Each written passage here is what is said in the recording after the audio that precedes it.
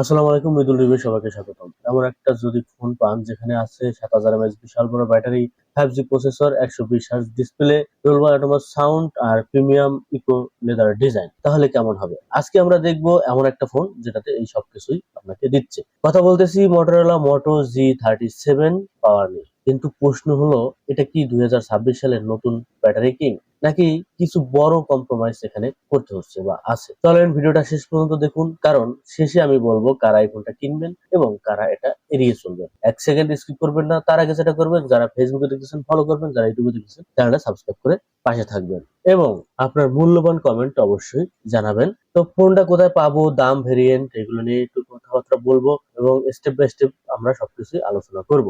দেখেন, প্রথমেই ফোনটা কোথায় পাবেন, দাম, ভেরিয়েন্ট, এগুলো যদি একটু কথাবার্তা বলি। ফোনটা আপনারা বাংলাদেশ মার্কেটে আনঅফিসিয়ালি পাচ্ছেন 24,500 থেকে 25,000 টাকার ভিতরে।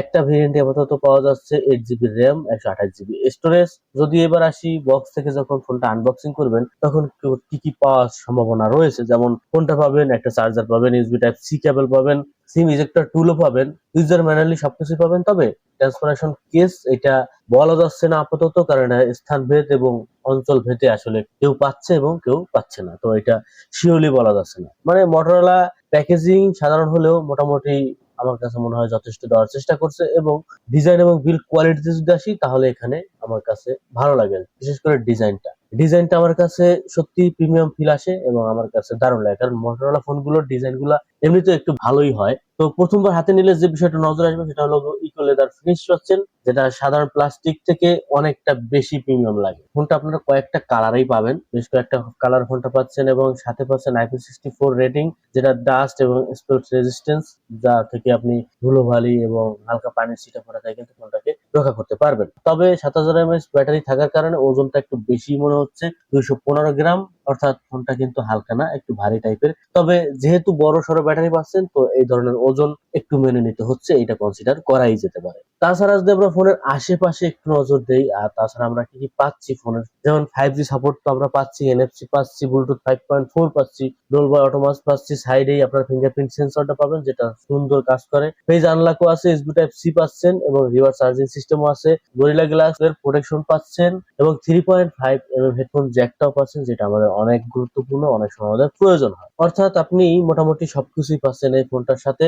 এবার আমরা যদি একটু সামনের দিকে নজর দেই, মানে ডিসপ্লেতে যদি আসি, ডিসপ্লে এখানে পাচ্ছেন 6.67 ইঞ্চি IPS LCD, যেটা অনেকের কাছে মনে হবে যে এরকম একটা দামি ফোনে ফুল এইচডি কেন না এবং অ্যামোলেড কেন না, এখানে তো প্রশ্ন থাকছেই। সাথে পাচ্ছেন 120 Hz রিফ্রেশ রেট, এখানে বেশ ভালো করছে।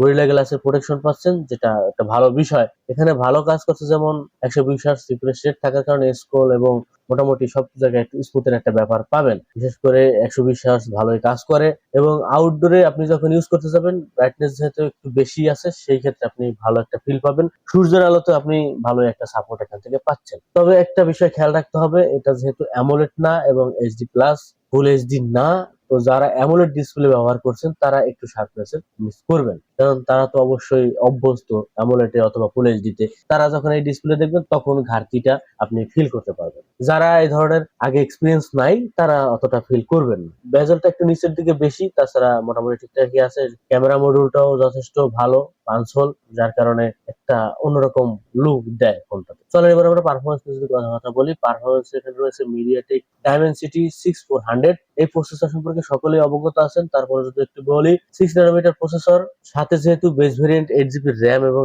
128 GB, সাথে পাচ্ছেন UFS 2.2 স্টোরেজ, যেটা ভালো একটা বিষয় এই বাজেটে। যেহেতু এখন বর্তমান ফোন বাজারে সব ফোনেরই দাম বাড়তেছে স্টোরেজের কারণে, সেক্ষেত্রে এখানে 2.2 এটা একদমই খারাপ বলা যাচ্ছে না, এখন বর্তমান বাজারের জন্য ঠিকঠাকই আছে। যদি আপনি পূর্বের কোনো তুলনা করেন সেই ক্ষেত্রে একটু হতাশ, তবে এখন বর্তমান বাজারের সাথে তুলনা করলে আমি বলবো ঠিকঠাকই আছে। যাই হোক, যদি এখন পারফরমেন্সে আসি, মানে গেমিং এ যদি আসি, তাহলে আপনারা PUBG, free fire, call of duty mobile সবগুলোই ভালোভাবে চালাতে পারবেন, এবং একটু মোটামুটি টাইপের, মানে অতটা ভালো আমি বলবো না। যারা সারাদিন গেম খেলে থাকেন অথবা অ্যাডভান্স লেভেলের বা প্রো লেভেলের গেমার আছেন, তাদের জন্য আসলে এই ফোনটা অতটাও ভালো পারফরমেন্স দিতে পারবে। এমনি টুকটাক আমি বলবো ঠিকঠাক আছে, এখানে কোনো সমস্যা নেই। আপনি টাইম পাস করার জন্য যতটুকু খেলা দরকার ততটুকু ঠিকঠাকই আছে। যেহেতু 8 GB র্যাম পাচ্ছেন, Facebook, Messenger, YouTube, TikTok, multitasking সবকিছু কিন্তু স্মুথ একটা ব্যাপার পাবেন। মানে আমি বলবো এই সিগমেন্টে যথেষ্ট শক্তিশালী চিপসেট দিয়েছে। মানে আপনি যদি গেমেও খেলেন,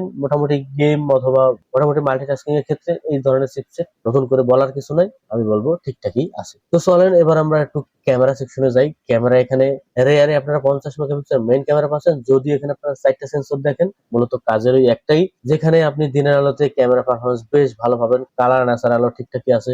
ডাইনামিক রেঞ্জ মোটামুটি ভালোই, পোর্ট্রেট মোড বা সাবজেক্ট ডিটেকশন ভালো কাজ করে। তাছাড়া মোটরোলা ফোনগুলো ক্যামেরার একটু লাইটিংটা বুস্ট করে এবং মোটামুটি একটু ক্লিয়ার একটা ভাব থাকে। তবে এখানে হতাশার বিষয় হচ্ছে আল্ট্রা ওয়াইড লেন্স নাই, এখানে একটু আপনাকে হতাশ করবে। লো লাইটে যদি আসি, নয়েজের দেখা পাবেন এখানে একটু, আপনাদের লাইট কম থাকে বা লো লাইট থাকে, সেই ক্ষেত্রে আপনি একটু হতাশ আপনি হবেন। সেলফিতে যদি আসি, সেলফি হিসেবে এখানে পাচ্ছেন 8 মেগাপিক্সেল সেলফি ক্যামেরা, এটাতেও আপনি দিনের আলোতে মোটামুটি ভালো রিলস, ভিডিও কল অথবা যারা স্টুডেন্ট আছেন ক্লাস করার জন্য ঠিকঠাকই আছে।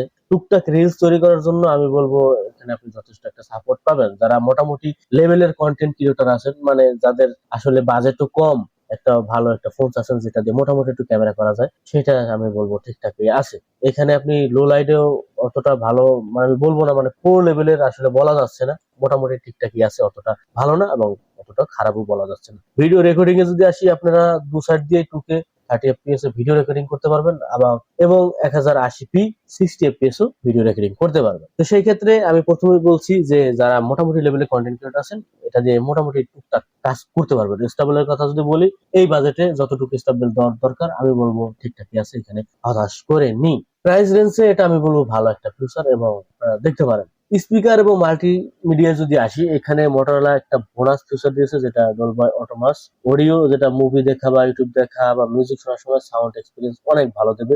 আর সাথে যেহেতু 3.5 mm হেডফোন জ্যাক পাচ্ছেন, সেক্ষেত্রে আমি বলবো আপনারা একটু খুশি হবেন। এখন রেডিও আছে, তো অডিও সেকশন বা মাল্টিমিডিয়ার ক্ষেত্রে যথেষ্ট ভালো। এবার আমরা যদি ব্যাটারি নিয়ে যদি কথাবার্তা বলি, ব্যাটারি এখানে সবচেয়ে বড় ব্যাপার এবং বড় ঘটনাটা ঘটাইছে, এখানে 7000 mAh ব্যাটারি দিয়েছে। এর আগে আমরা দেখেছি যে মোটরোলা এত রেঞ্জের ব্যাটারি দেয় না, সেক্ষেত্রে 7000 mAh ব্যাটারি আমি বলবো সত্যি একটা মনস্টার ব্যাটারি। আপনি ফেসবুক, ইউটিউব, ব্রাউজার, কলিং এসবও যদি আপনি ইউজ করেন, মানে নর্মাল ইউজ যদি করেন, তাহলে আপনি 2 দিনের একটা ব্যাকআপ পাবেন। যারা হেভি ইউজার আছেন তারাও কিন্তু 1.5 দিনের একটা ব্যাকআপ পাওয়ার সম্ভাবনা রয়েছে। তবে এখানে রয়েছে 30 ওয়াটের ফাস্ট চার্জিং সিস্টেম, এখানে একটু আমার কাছে মনে হয় একটু হতাশ করছে। আর একটু বাড়াই দিলে, 44 ওয়াট দিলে বা একটু বাড়াই দিলে চার্জ হইতে এতটা সময় লাগতো না। যেহেতু 7000 mAh ব্যাটারি, 30 ওয়াটের একটা চার্জিং সিস্টেম, এখানে একটু সময়ের দরকার হবে চার্জ ফুল করতে। তো সেক্ষেত্রে একটু বাড়াই দিলে ভালো হতো, তারপর আমি খারাপ বলবো না, আমি বলবো ঠিকঠাকই আছে। তো চলেন এবার আমরা যদি ফোনটা ভালো দেখে এবং হতাশ করছে যেসব বিষয় যদি এক নজরে দেখি, যেমন ভালো বিষয়, বড় সড়ো ব্যাটারি পাচ্ছেন,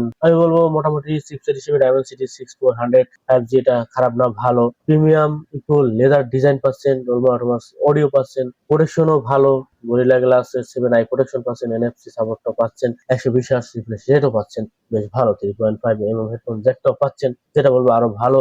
হতাশ করছে যে সব জায়গায় যেমন অ্যামোলেড ডিসপ্লে নেই, HD plus resolution, ultra wide ক্যামেরাটাও নেই, একটু হেভি ফিল হতে পারে, মানে ওজনটা একটু বেশি, এই জায়গায় বলতে পারেন। ডিসপ্লেটাও এখানে একটু বেশি, হতাশের বিষয়টা লক্ষ্য করতে পারেন। এখন আপনার কাছে কোনটা প্রয়োজন বেশি, আপনার কাছে প্রায়োরিটি কোনটা বেশি? যেমন যদি আপনার প্রায়োরিটি এমন হয় long battery life, 5G support, smooth experience, premium design, তাহলে আপনি এই ফোনটা একটু দেখতে পারেন। তবে আপনার যদি অ্যামোলেড ডিসপ্লে চাহিদা থাকে, মাল্টি ক্যামেরা সেটআপ বা আরো অ্যাডভান্স লেভেলের গেমিং এর ব্যাপারে যদি আপনার থাকে, তাহলে বিকল্প অপশন দেখতে পারেন। মার্কেটে অনেক অপশন আছে, অনেক ধরনের অপশন আছে, সেগুলো আপনার দেখা উচিত। আমি যদি ফোনটাতে ওভারঅল রেটিং দেই, তাহলে 10-এ 8.4 দিব। আপনার কাছে কি মনে হয় কমেন্টে কিন্তু জানাবেন। আপনার কাছে একটা প্রশ্ন থাকবে, আপনার কাছে কি 7000 mAh ব্যাটারি বেশি গুরুত্বপূর্ণ নাকি অ্যামোলেড? অবশ্যই কমেন্টে জানাবেন। আর এমন অনেস্ট টাচ রিভিউ পেতে চাইলে চ্যানেলটা সাবস্ক্রাইব করবেন, যারা ফেসবুকে দেখতেছেন ফলো করে পাশে থাকবেন। লাইক এবং কমেন্টটা করতে কিন্তু কখনোই ভুলবেন না। আপনি কোথা থেকে ভিডিও দেখছেন সেটাও জানাবেন। আজকে পর্যন্ত সবাই ভালো থাকেন, সুস্থ থাকেন। আসসালামু আলাইকুম।